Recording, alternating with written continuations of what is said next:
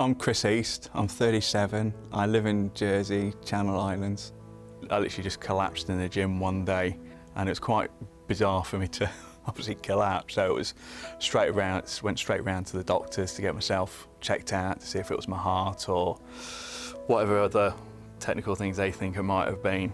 I had months of tests being done where the doctors was just trying to constantly find what was wrong with me. And then all of a sudden, once they'd done an MRI, one of the doctors went, we think you've had a bleed on your brain. And they then treated me for that by giving me various steroids and hormone replacements to boost up my system and to get me basically up and out of bed and to get me mobile. And my condition just deteriorated greatly within a short space of time. When I first spoke with Chris East, he told me quite an extraordinary story.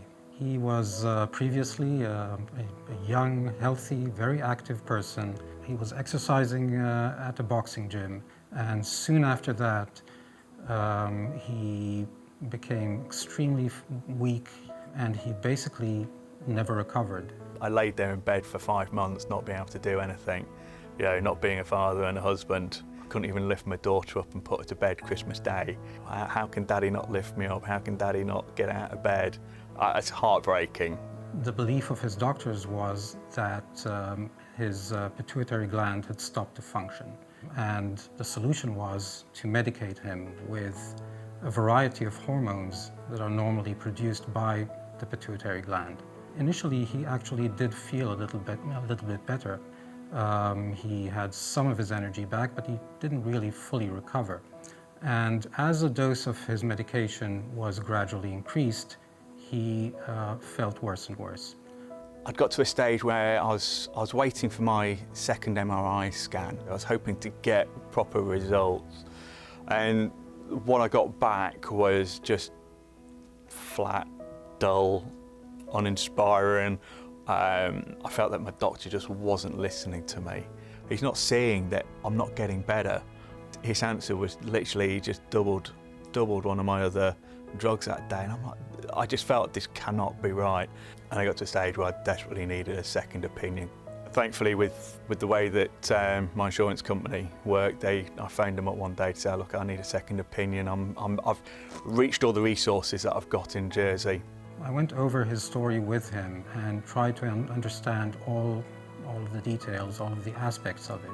As we went over this information, we were quite amazed to discover that really nothing of this story held any substance.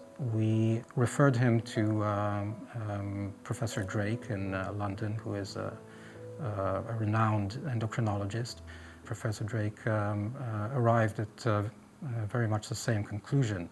From the moment he first saw me, he immediately said, "You've been very much misdiagnosed." You know, he said, "You do not have a bleed on your brain," and he said, "You've got to come off all of the old medication as soon as you can." He knew straight away that I was over-medicated.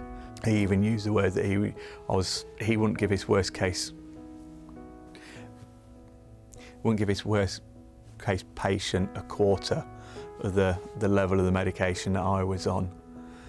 And that just, you know, for me that was frightening words. To hear what I was thinking was helping me get up and out of bed was doing so much damage. I went back to Jersey in the next few days and literally started coming off these pills. Within 4 or 5 days of coming down off the first level, I managed to find an extra hour, 2 hours of life in my day. You know, it's indescribable. You know, you get lost with the words and emotions about it because you're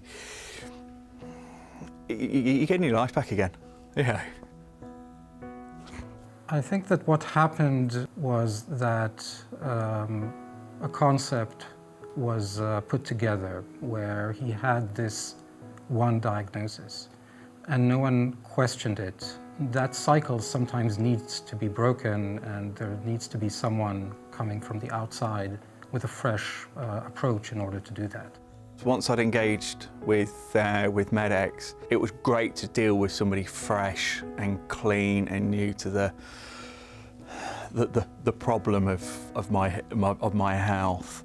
They promised everything and they delivered on everything that they promised from the word get-go. I still need to manage what I do. I still suffer with fatigue levels, but thankfully I'm on the better end of what they classify as chronic fatigue. I walked here, I don't have to get into a taxi, knowing that I can walk out of here again and continue walking and carrying on with my normal life. It's heavenly.